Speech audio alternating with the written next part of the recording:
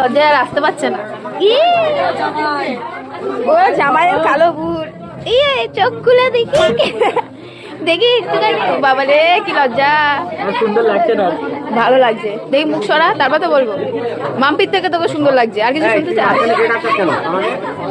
আমি সাজিয়ে তার নাম জানি না। টাকা দিয়ে দিচ্ছি আমি। তুমি সাজলি কেন? পালাচ্ছে। চলো আমরা এখন যাই আমাদের গন্তব্যে। এবারে কে? কাজের লোক। মাম্পির রিসেপশনে এসে গেছি। এখানে কি খাওয়া দাওয়া হয়েছে তোমাদের সাথে শেয়ার করি। এখানে হচ্ছে চিকেন পকোড়া আর ভেজ পকোড়া দুটো। আর এই যে আমাদের হাজব্যান্ড গপ গপ করে খেয়ে নিচ্ছে। তার সাথে বসেছিল ফুচকা আর এইদিকে কফি। তো এই তিনটে জিনিস ছিল স্ন্যাক্সে, তোমরা দেখতেই পাচ্ছ। ননদ আর নন্দাই দুজনে এখানেই ছিল। তো দুজনকে নিয়ে আমরা বাইরে পকোড়া আর নাচার জন্য নিয়ে এসেছি। তো এখানে গরম গরম পকোড়া নিয়ে যাচ্ছিলো। আর দেখো সেখান থেকে গামলা থেকে তুলে নিয়েছে, যে যার মতো পেরেছে নিয়েছে। আমিও নিয়েছি, মাম্পি নিয়েছে, মাম্পির কাছ থেকে আমি নিয়ে খাচ্ছি। আর আমিও একটা খাচ্ছিলাম, খেতে খেতে মাম্পিকেও দিলাম, গিয়ে টেস্ট করে দেখ কীরকম লাগছে।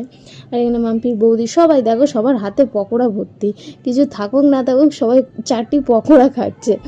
আমি তো সেরকম নাচানাচির মধ্যে এত ব্যস্ত ছিল।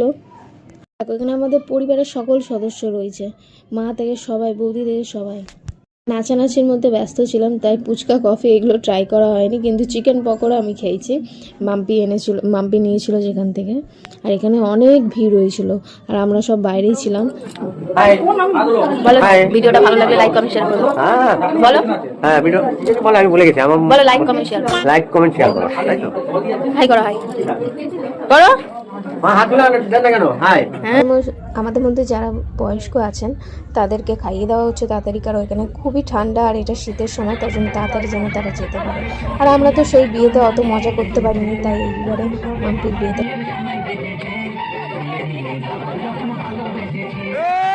বিয়েতে সবাই ব্যস্ত ছিল, আমিও ব্যস্ত ছিলাম, তাই জন্য নাচানাচি হয়নি। এখন এই তো ফ্রি আছে, তাই জন্য রিসেপশনে সবাই নাচানাচি, আমিও খুব নেচেছি। আর নাচগুলো দেখতে হবে।